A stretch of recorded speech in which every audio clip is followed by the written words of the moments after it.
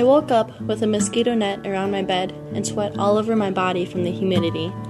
I just slept through my first night in the third world country, Sierra Leone, West Africa. Already, it was so different than what I was used to. I was thrilled to start our adventure, but I was nervous because I had no idea what to expect.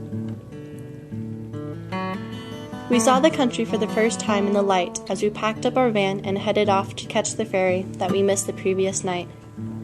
We got to the ferry and had to wait another 2 hours until we could load onto the next trip.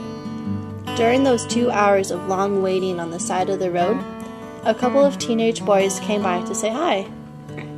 I guess one of them was attracted to me or something, because after 15 minutes, he asked me to marry him.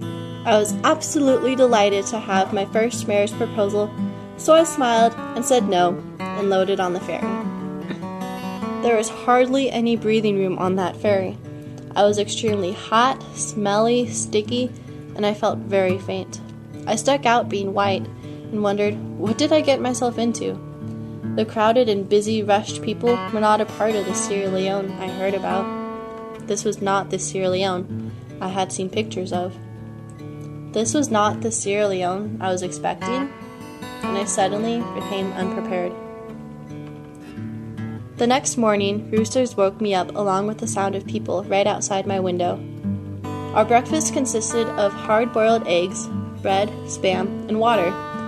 This was not the most appetizing meal of my life, but I was ready for it to hold over until the afternoon.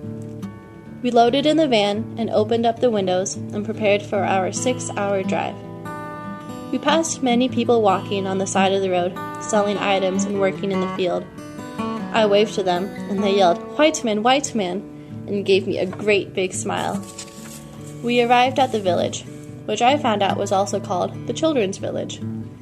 We went to a church and saw about 15 kids playing soccer and other games.